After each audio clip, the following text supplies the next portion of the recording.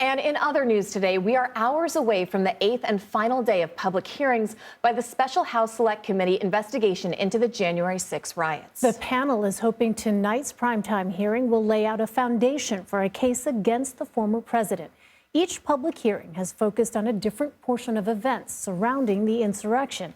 Tonight, House lawmakers will be honing in on the former president's alleged dereliction of duty from the moment the Capitol was first breached through the former president's address 3 hours later.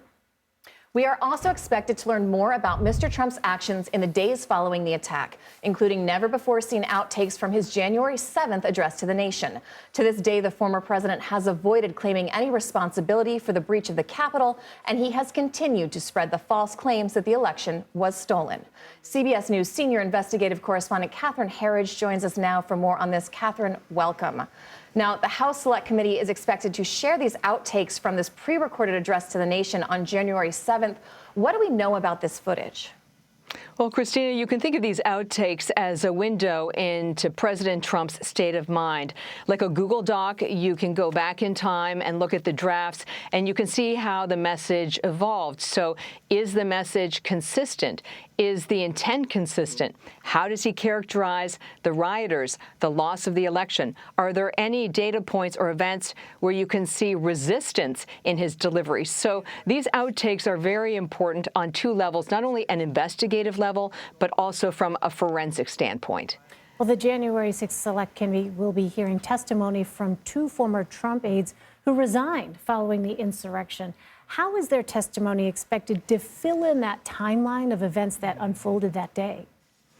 Well, Elaine, think of these witnesses as being important because they're providing a first-hand account to those 187 minutes as the violence unfolded on Capitol Hill, kind of like a fly on the wall inside the White House.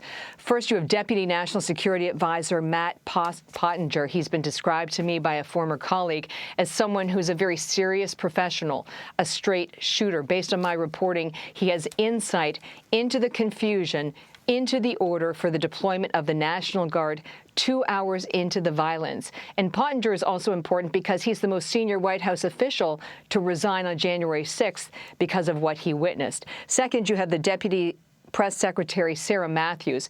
She's important because she'll have insight into the efforts not only by the White House aides, but President Trump's family members encouraging him to speak out about the violence and to call off the rioters.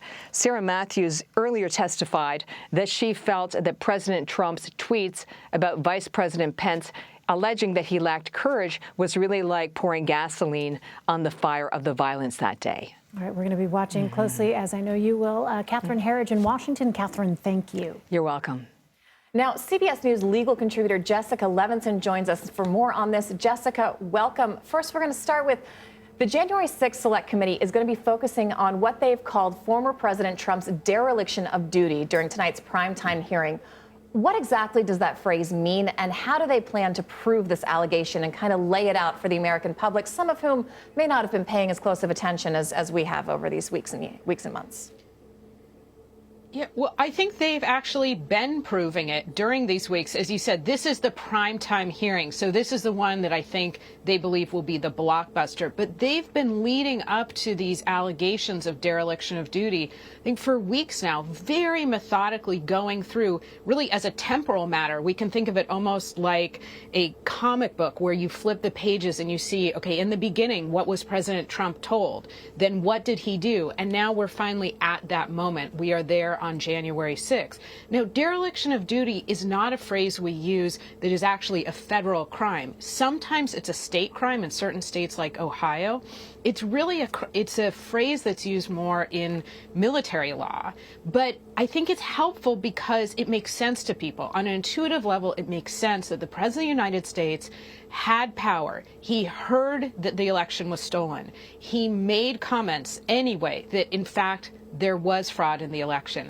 He knew what was happening, and then on that day for 187 minutes, he did nothing. Now, the phrase itself, well, I said, is not actually in the federal criminal code.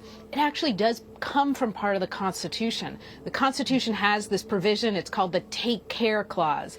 The executive has to take care that the laws are faithfully executed.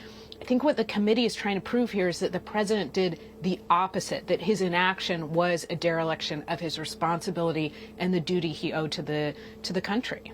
Jessica Levinson, thank you very much.